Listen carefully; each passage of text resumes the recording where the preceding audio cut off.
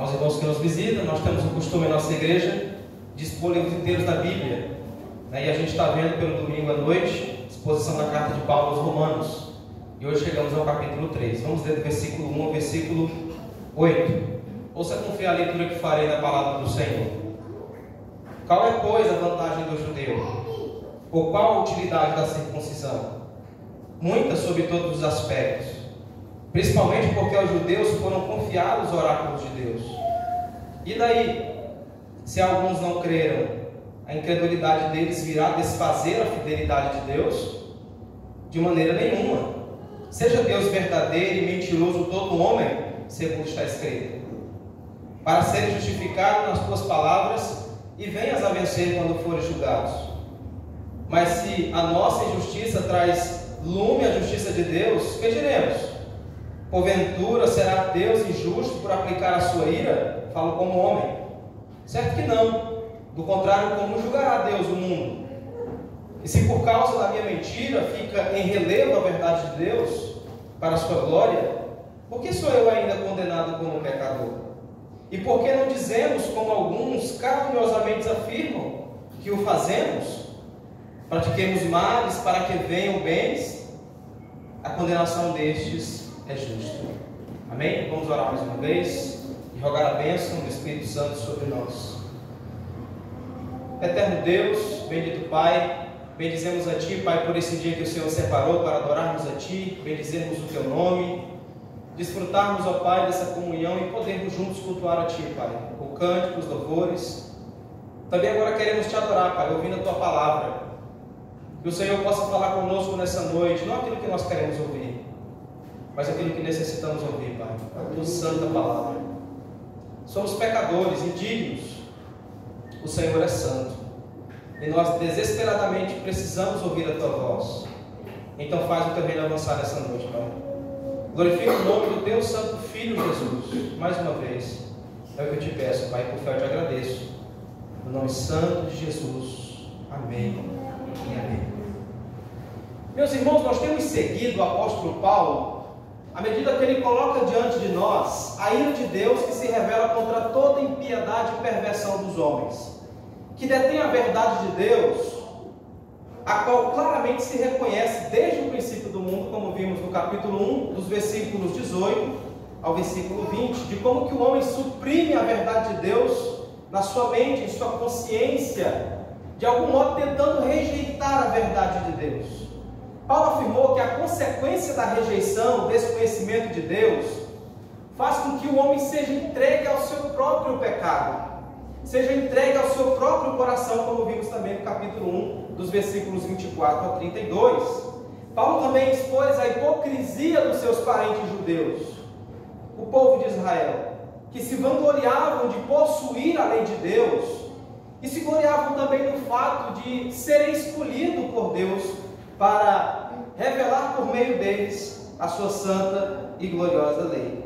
Paulo também argumentou, no capítulo 2 ainda, que a circuncisão exterior não leva ninguém ao reino de Deus, e a circuncisão interior que marca, de fato, os filhos da promessa. Aprendemos também que os sinais da aliança não podem proporcionar ao homem salvação, remissão de pecados. Muitas vezes é a evidência dessa circuncisão interior que foi realizada em nosso coração pela aplicação da palavra, uma obra realizada pelo Espírito Santo de Deus.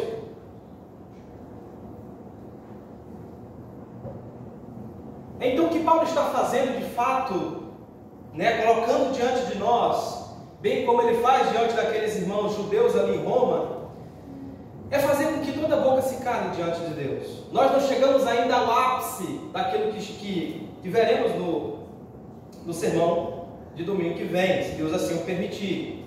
Paulo, de forma progressiva, expõe a pecaminosidade do coração do homem, aquilo que conhecemos nas doutrinas da graça como a depravação total, a incapacidade do homem de obedecer a Deus, de se inclinar a Deus, de cumprir a lei de Deus.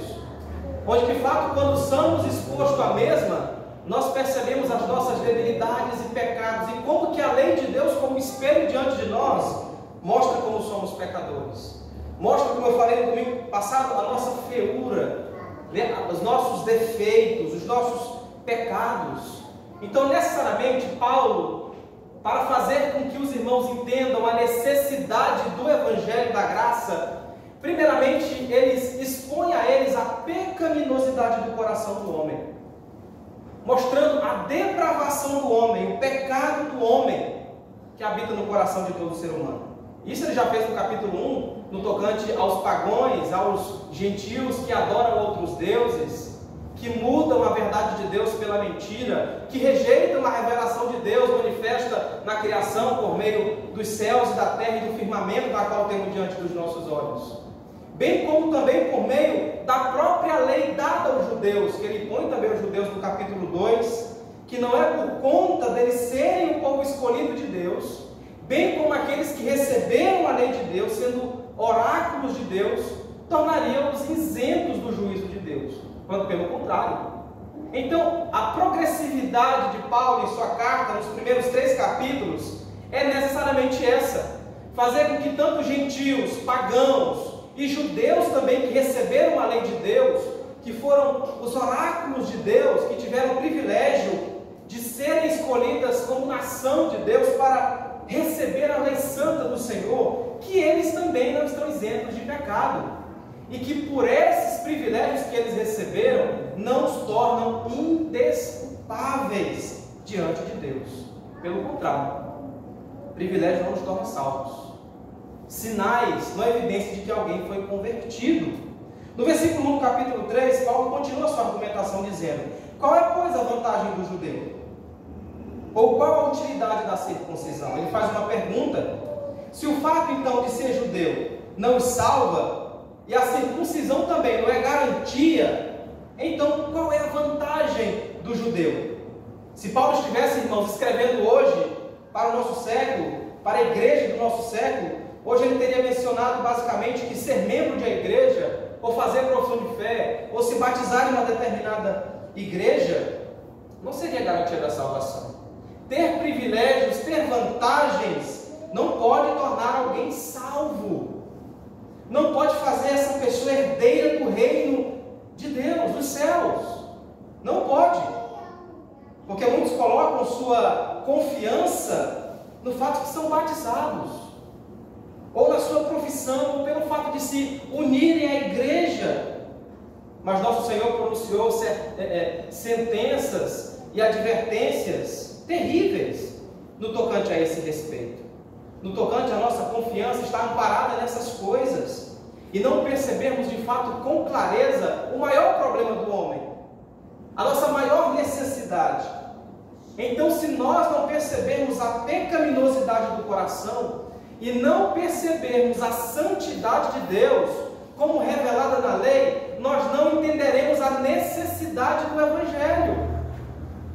Por isso que depois vamos chegar na argumentação de Paulo no capítulo 3, versículo 23. Porque todos pecaram e destituídos estão da glória de Deus. Porque todos pecaram e carecem da glória de Deus. O homem, uma mulher, ele não consegue perceber a necessidade do Evangelho da Graça. Ele não consegue perceber a necessidade de salvação sem antes não for exposto à lei de Deus, onde é revelado com clareza, como água cristalina, o caráter santo desse Deus e justo desse Deus. Então muitos colocam também a sua confiança, semelhantemente como aqueles judeus ali em Roma, no fato de que foram batizados na infância, talvez, ou que fizeram algum tipo de profissão de fé, ou que participam de uma determinada denominação, talvez bíblica, talvez uma denominação que se prega a verdade. Mas temos terríveis advertências do próprio Senhor Jesus Cristo, no qual a nossa alma não deve estar apoiada nessas coisas, nos sinais externos, onde o que de fato equivale à circuncisão interna realizada em nosso coração pela operosidade da palavra de Deus. Mateus no capítulo 15, versículo 8, Jesus advertiu para o fato de que as pessoas o honrassem com os seus lábios, com sua boca, o professando como o Senhor, como o Messias, mas que tem um coração longe dele. Esse povo me honra com os lábios, mas o seu coração está longe de mim. Fazer uma confissão verbal de fé não é garantia de salvação. Não é garantia da nossa inclusão no reino de Deus. Mas de fato é o que está no coração que determina a nossa redenção. Se de fato houve essa transformação quando fomos expostos ao Evangelho de Deus. Quando percebemos a santidade de Deus revelada na lei e a nossa situação desesperadora e corremos assim para Cristo com fé e arrependimento genuíno. Então qual, pois, a vantagem do judeu? Ou qual então a utilidade da circuncisão? Paulo responde: muita, sobre todos os aspectos. Principalmente porque aos judeus foram confiados os oráculos de Deus. Não há, irmãos, nenhuma vantagem maior para qualquer pessoa do que estar a uma distância audível da palavra de Deus. É interessante que Deus escolheu como meio de graça a pregação para alcançar o seu povo eleito, para alcançar o seu povo escolhido. Deus escolheu a loucura da pregação como o seu método de salvar o seu povo e investiu o seu poder na palavra. O poder não está no seu povo, o poder não está no pregador, o poder não está na liturgia de culto, o poder está na palavra, porque é assistida pelo Espírito Santo. É aquilo que vimos. Deus não trabalha a parte da sua palavra. Movimento religião sem palavra de Deus é misticismo, não é cristianismo. Não tem nada a ver com as Escrituras. Deus não trabalha a parte da sua palavra. Deus efetua a obra da redenção aplicando a sua palavra em nosso coração pelo poder transformador do Espírito Santo. Porque é a palavra de Deus, irmãos, que penetra em nossa mente, em nosso coração endurecido, e ela pode de fato introduzir em nossa mente e nos levar a Cristo. É a palavra de Deus que nos leva ao Senhor Jesus. É a palavra de Deus que nos aponta o caminho de salvação. É na palavra de Deus, nessa revelação especial que foi dada pelo Espírito Santo a nós, que nos conduz à vida eterna, a Cristo, ao Senhor. Então a coisa mais sábia que você pode fazer, mesmo não sendo um crente, é ouvir a palavra de Deus todas as vezes que puder. Mesmo não dando credibilidade, mesmo não a entendendo. E uma das coisas mais sábias que você pode fazer, mesmo não sendo uma pessoa crente, é ouvir a palavra de Deus todas as vezes que você puder. Mas o interessante, irmãos, é que muitas igrejas, elas estão se distanciando de uma exposição mais séria das Escrituras, da palavra de Deus. Entretanto, é na palavra que se encontra o poder dessa vantagem. Por que os judeus, de fato, possuíam essa vantagem, esse privilégio? Porque eles foram os oráculos de Deus. Foi aquele povo peculiar na qual Deus escolheu dentre as nações a que recebessem a sua lei escrita, a sua santa e gloriosa palavra, expôs a sua vantagem dos judeus. Apesar de que só ouvir a palavra, se não houver uma assistência do Espírito, uma capacitação do Espírito em nosso coração para compreendê-la, não é de fato uma vantagem. Não é de fato uma evidência que nos tornará convertidos. Mas nós não podemos, por mais que muitos, até não crentes, é necessário de forma sábia ser exposto à palavra de Deus, ser exposto àquilo que Deus revela no seu santo livro. Então a igreja que se distancia da palavra de Deus, nega essa única vantagem ao seu povo, nega essa única vantagem à igreja. Ouvir a palavra de Deus traz uma enorme vantagem a você, mesmo que você não aprecie as Escrituras Sagradas, ou não creia nela. E de fato essa é a minha insistência. Eu insisto para que você tire vantagem dessa vantagem que você tem. Tire vantagem dessa vantagem que Deus dá a você essa noite, de poder ouvir a palavra de Deus, que é o que Paulo está dizendo aqui aos judeus. Apesar de vocês a terem recebido como ela é, como palavra, e de ter entre vocês os oráculos de Deus, aproveitem nessa vantagem de ouvir e de ter a palavra de Deus, para ter esse conhecimento salvífico acerca do Senhor. E é interessante que a Bíblia, nos versículos 3 e 4, que Paulo dá continuidade à sua argumentação, ele continua dizendo: E daí, se alguns não creram? A incredulidade deles virá desfazer a fidelidade de Deus por causa da incredulidade de alguns que não creram? Paulo responde: de maneira nenhuma. Seja Deus verdadeiro e mentiroso todo homem, segundo está escrito, para ser justificado nas tuas palavras e venhas a vencer quando fores julgados. A Bíblia faz essa condenação a todos os homens, que de fato são mentirosos, todos sem exceção. Todos nós quebramos a promessa de Deus. Todos nós somos rebeldes quanto à aliança que Deus fez. Só de fato Deus é o único perfeito quanto à sua promessa, em guardar a promessa, em manter a sua palavra. E é assim que vivemos como cristãos. Confiamos em que Deus é diferente de nós. Nós quebramos nossas promessas e mentimos uns para os outros, enquanto irmãos, mas Deus não pode mentir, porque seu ser e seu caráter eterno são verdades. Ele não volta atrás quanto à sua palavra. Mentir é impossível para Deus. Não há detritos, não há pecado, não há falha no caráter santo desse Deus que se revela por meio da sua gloriosa palavra. E só porque nós mentimos, irmãos, isso não faz ou significa que Deus também o faça.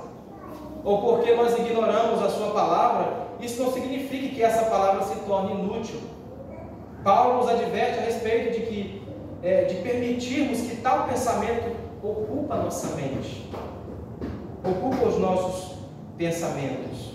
E o que de fato são o que muitos têm feito: humanizado a Deus, crendo no Deus humanista, no Deus semelhante ao homem, num Deus que tolera o pecado, num Deus que faz vista grossa quanto ao pecado. E aqui nós percebemos de forma clara um Deus justo. Interessante que, semelhante ao versículo 4, o apóstolo Paulo, citando aqui o Salmo 51, o grande salmo de Davi, composto depois de que ele foi confrontado pelo profeta Natã a respeito do seu relacionamento adúltero com Batseba. Leamos o que diz o Salmo 51, do versículo 1 a 4, que é esse verso que Paulo cita no versículo 4. Abra sua Bíblia comigo, leamos.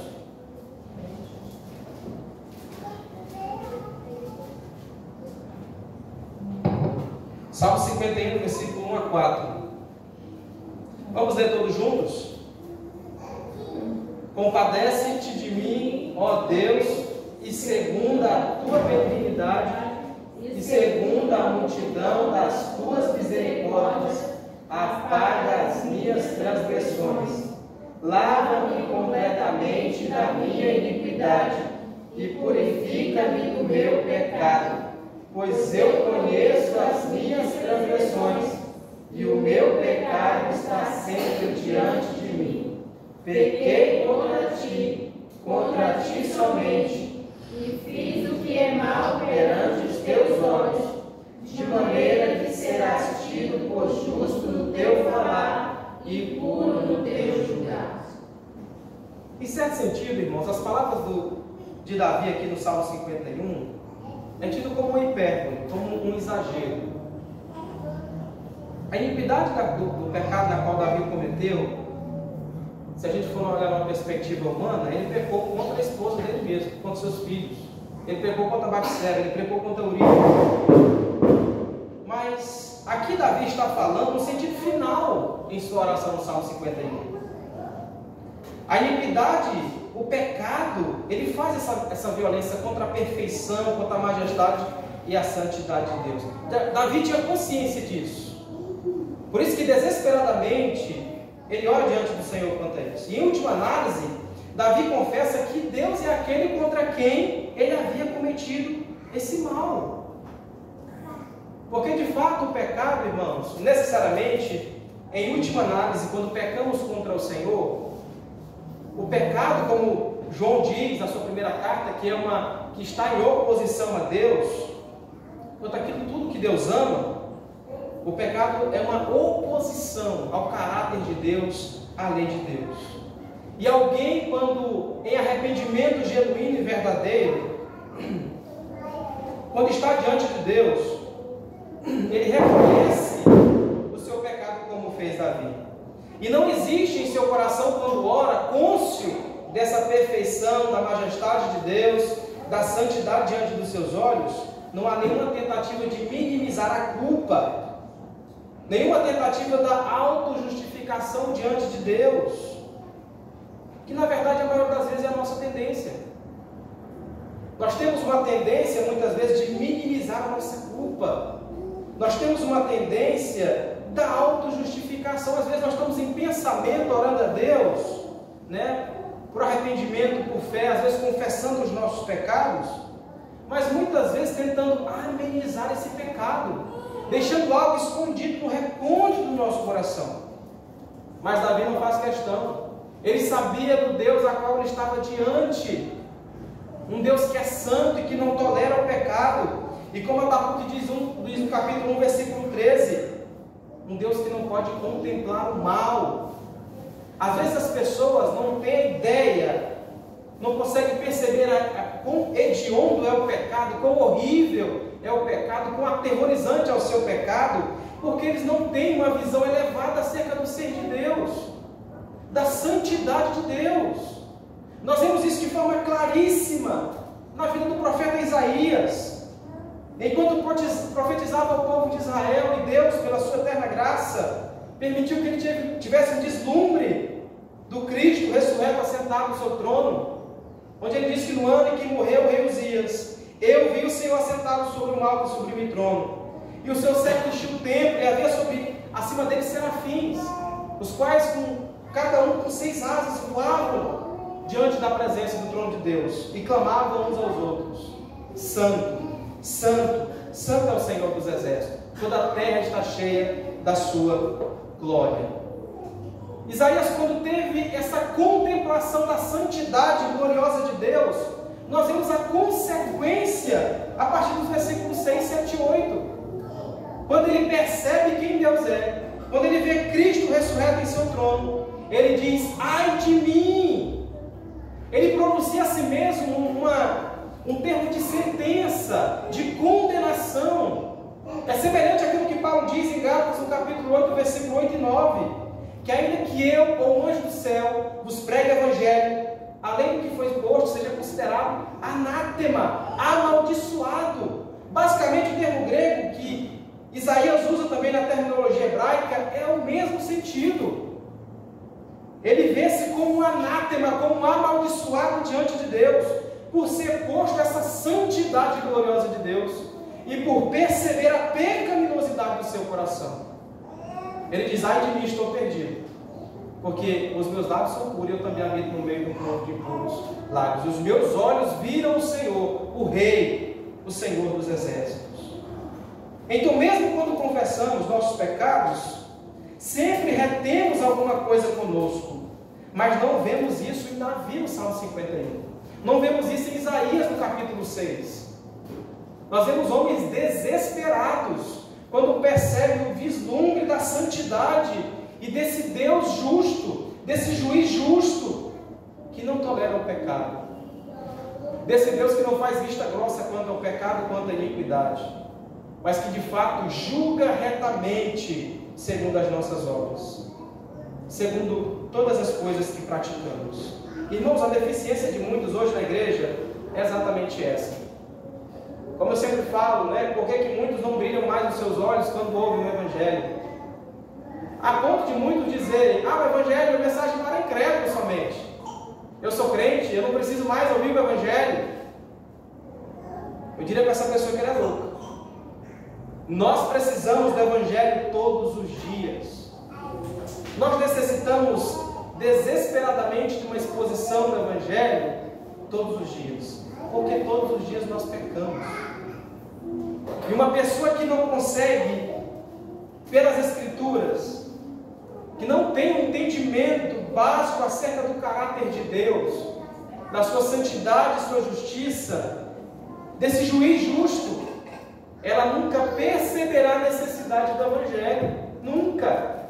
Por isso que muitos vivem numa medíocre superficialidade e não conseguem perceber o poder do Evangelho da graça, como Paulo diz em Romanos 1,16. Porque eu não me envergonho desse Evangelho, porque ele é o poder de Deus para a salvação aquele que crê. Independentemente de ser judeu, grego, gentil, o Evangelho é o poder de Deus, ele é aquele que transforma o mais vil pecador. O Evangelho, irmãos, ele é a solução para o nosso maior mal, o pecado. Então, se nós não temos uma visão aguçada do pecado, se não apercebemos quão terrível é o nosso coração, como que nós vamos ver a necessidade de um Salvador? Antes de recebermos a boa notícia do Evangelho, precisamos ser expostos à má notícia. E a má notícia é essa: que nós pecamos contra o Senhor, que nós pecamos contra Deus. Que, como no Salmo 51, o salmista diz que em pecado eu nasci, em pecado me concebeu minha mãe, desde o ventre. Nós já nascemos com a semente adâmica, e necessariamente é isso que Paulo vai deixar de forma clara diante daqueles irmãos em Roma: de que status, de que privilégio, de que ter vantagem, de certa forma, não nos torna salvos, não nos torna herdeiros do céu, não faz com que nós tenhamos de fato, ou sejamos de fato, cidadãos do céu. A evidência está quando o Evangelho da Graça muda o nosso coração corrompido e caído, quando ele nos transforma por esse poder transformador, quando corremos para Cristo, desesperadamente em busca de salvação, pela fé e com arrependimento genuíno. Irmãos, porque vocês já perceberam, quando estivermos diante desse Deus, um Deus na qual ninguém será indesculpável, mesmo aqueles que receberam a sua palavra, mesmo aquela geração na qual Deus escolheu a nação de Israel, que escolheu para ser o povo, para manifestar a sua glória sobre a terra, serão julgados. A nossa ideia de juízo é muito conturbada, em especial por causa da cultura brasileira. Vocês já perceberam que o perdão sempre é divino e o erro sempre é humano? E que o pecado nunca faz diferença em nossa vida? Vocês já perceberam que o pecado se tornou tão comum em nossa cultura, né? A tal do relativismo, na cultura também?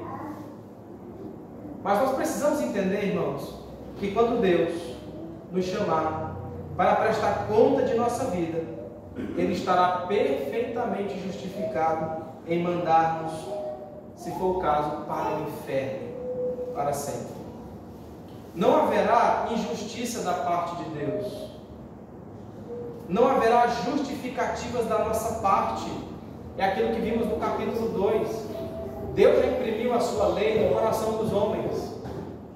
Nós temos aquilo que faz com que nós saibamos o que é o certo e o errado, que é a consciência. Deus se revela por meio da nossa consciência.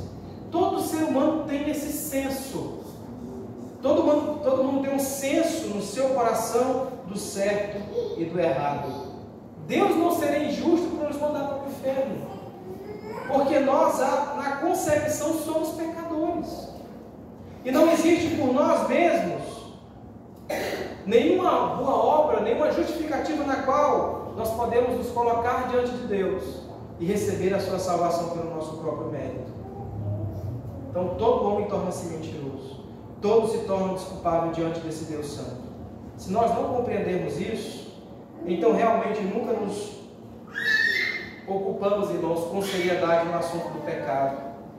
Nem tão pouco sabemos quem é Deus, quem é a sua santidade. Muitas pessoas brincam com o pecado. Muitos crentes brincam com o pecado. Não conseguem perceber a seriedade, o perigo no qual está sendo exposto quando pecam contra esse Deus que é santo, que é puro, que no seu caráter não há falha. Então, se tivermos de morrer, irmãos, ainda esta noite, e acordarmos amanhã no inferno, poderemos ficar muito tristes de fato, mas saberemos que o fato de estarmos ali é justo, é perfeitamente justo. É isso que Paulo está tentando afirmar aqui. Que independentemente das vantagens na qual os judeus tiveram, e que nós também como igreja temos, onde somos expostos ao Evangelho da Graça semanalmente, e muitas vezes permanecemos com o coração endurecidos diante da oferta de salvação, e muitas vezes viramos as costas para essa oferta de salvação, e vivemos segundo a nossa própria concepção de vida. não respaldado pela palavra, a nossa própria consciência, semelhantemente àquele rico que no capítulo 18 de Lucas foi jogado no Hades, no inferno. Em momento algum ele pede para sair de lá. Em momento ele diz: me tira daqui porque eu estou sendo atormentado nessas chamas. Ele não faz isso. Ele lembra dos parentes deles. Manda lá Moisés pregar para eles, para que eles se convertam e não venham para cá. Mas em momento algum na parábola de Jesus, você não vai ver ele pedindo para sair de lá. Por quê?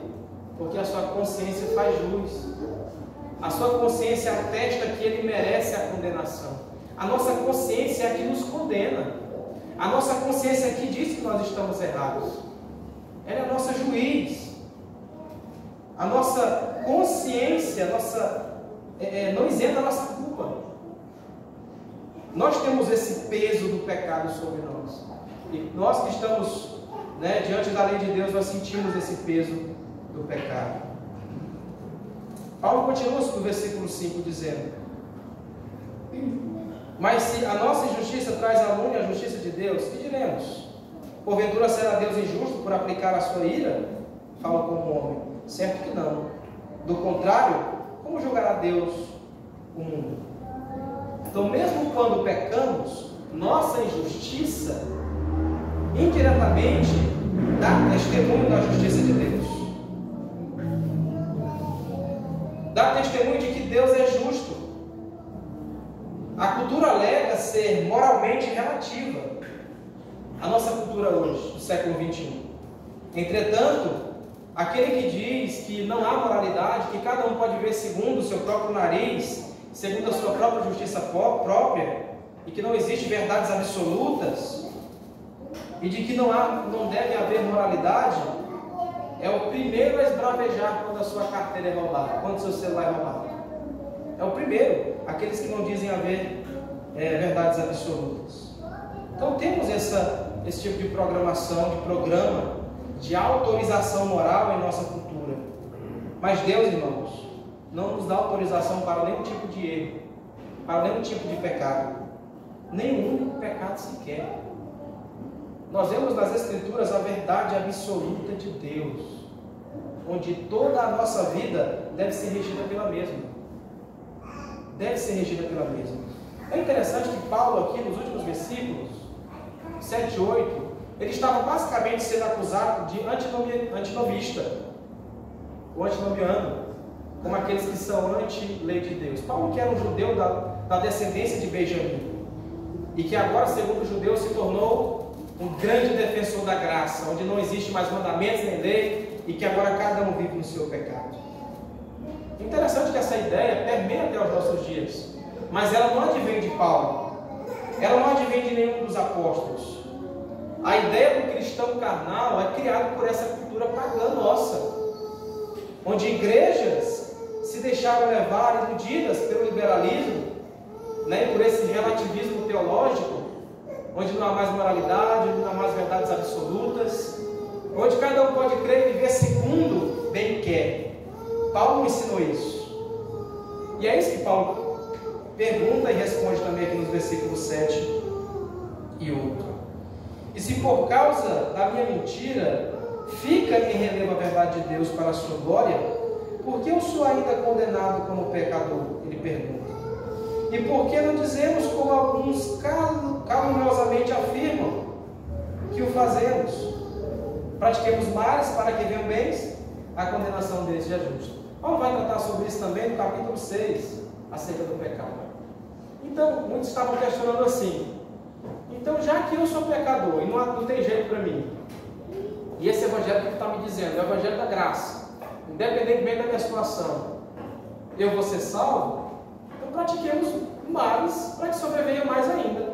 Então eu vou me tornar mais pecador para que a graça de Deus seja mais abundante ainda.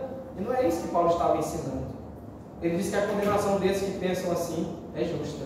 Isso é uma distorção do evangelho. O que o evangelho faz, novamente, é nos restaurar a Deus, nos habilitando e capacitando a obedecer a sua lei. Nós não somos antinomistas, onde não cremos mais na lei de Deus, onde muitos dizem que a lei de Deus foi abolida.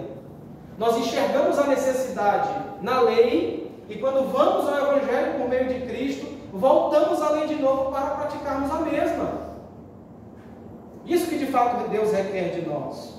Então essa ideia de que pratiquemos males para que venha tempos bons, ou para que a graça seja mais abundante, isso é uma ideia diabólica, assim como a ideia do cristão carnal, daqueles que só têm Jesus como Salvador, mas que não querem Ele como Senhor. Não, Jesus é só meu Senhor e Salvador, mas eu não me submeto ao seu senhorio. E Jesus ele não é o meio salvador. 1 Coríntios 1,30 diz que Ele se tornou para nós justiça de Deus, sabedoria de Deus, santificação da parte de Deus. Então não é somente uma meia salvação.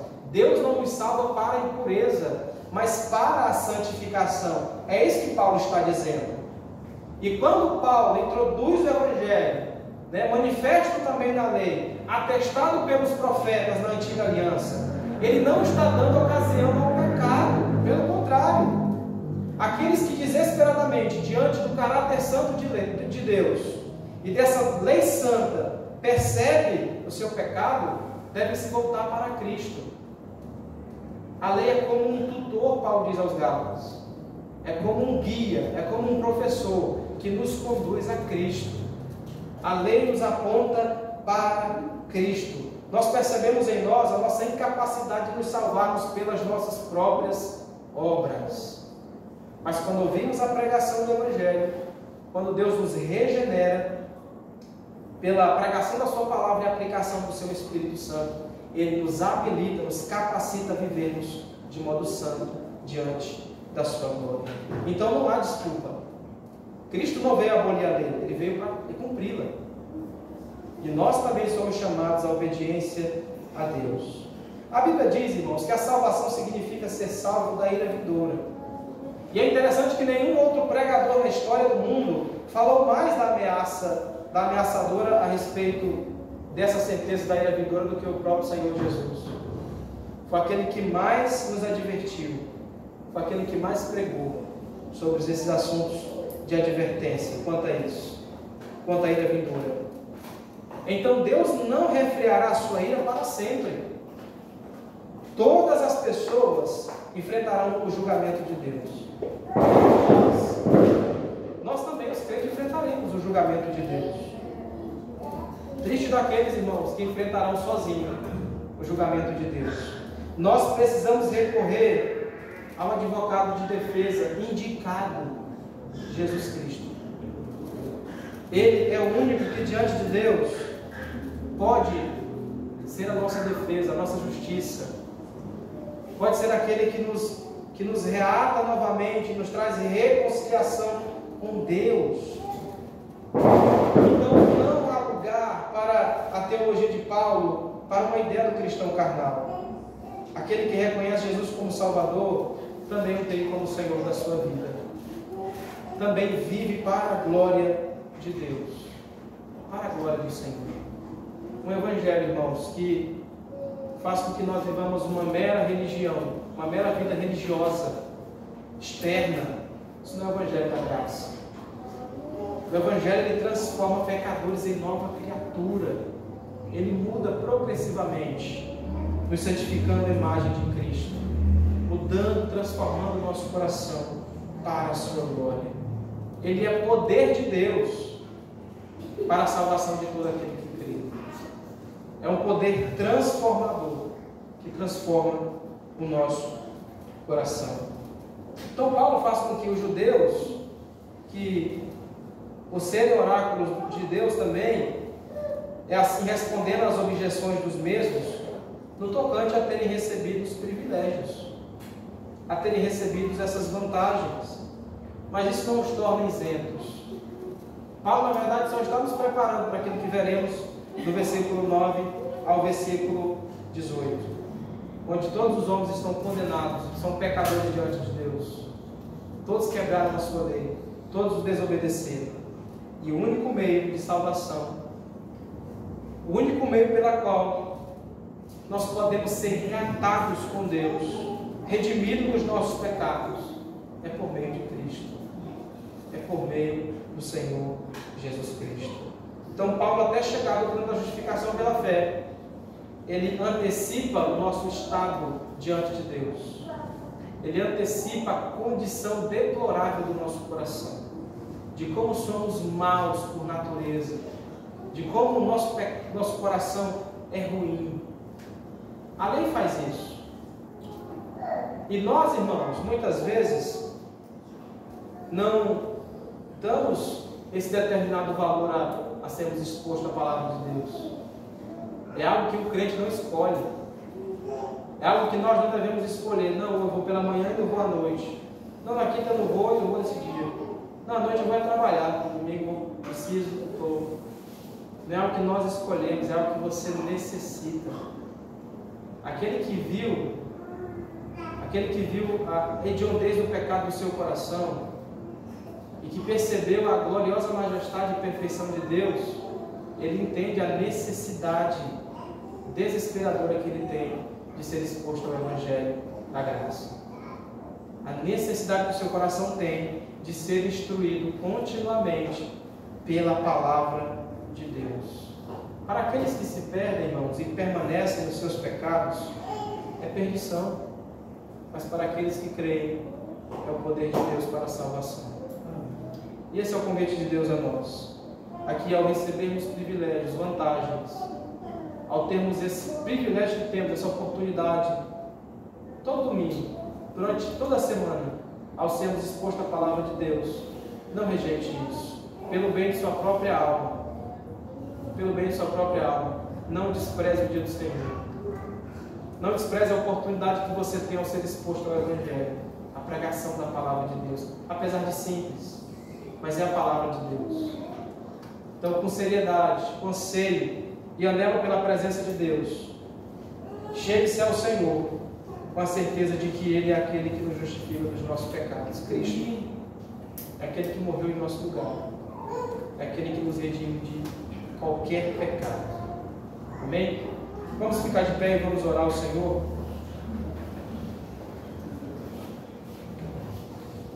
Soberano Deus, Deus eterno, Deus santo, Pai, nós percebemos como pecadores somos, como necessitamos da Tua graça. Mas lemos em Tua palavra, Pai, que onde abundou o pecado, superabundou a graça de Deus. Ó Deus, despeje da Tua graça sobre nós nessa noite, nós te suplicamos. Nós necessitamos da Tua graça, Pai, do Teu favor para conosco. Ó Pai, sem Cristo estamos perdidos. O que nos resta, Pai, fora de Cristo é juízo e condenação. Ó Pai, mas nós nos achegamos a Ti com fé e arrependimento, crendo, Pai, em Cristo Jesus para a nossa salvação. E eu te peço, Pai, que a Tua palavra essa noite possa cair numa terra boa, que o Teu povo possa receber como ela é, como palavra santa, perfeita, que tem toda a autoridade sobre nossas vidas. Que o poder desse Evangelho, Pai, não seja visto em nós meramente de forma externa, como a circuncisão dos judeus no prepúcio, mas em nosso coração, transformando-nos em novas pessoas, em novas criaturas diante do Senhor, dando-nos um coração humilde, um coração manso, um coração santo, que ama o Senhor. Ó Deus, eu te peço que nós não sejamos entregues ao nosso próprio pecado, mas dá-nos a graça, Senhor, de sempre entendermos a Tua palavra e aplicar a Tua palavra ao nosso coração. Eu te suplico, Pai, faz isso em nós. Ajuda-nos na nossa pequena fé e fortalece-nos, ó Pai, segundo o Teu querer. É o que eu te peço, Pai, em nome de Jesus. Amém. Amém. Ainda de pé, vamos louvar o Senhor. Derramar José.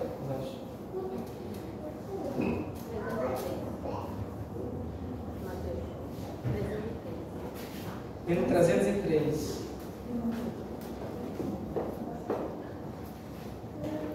Hino 303 do nosso cenário, irmãos.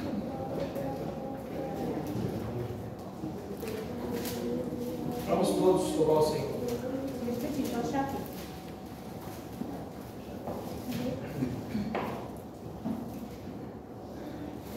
O perdão real nos entregou ao Rei. A voz sobra dos céus.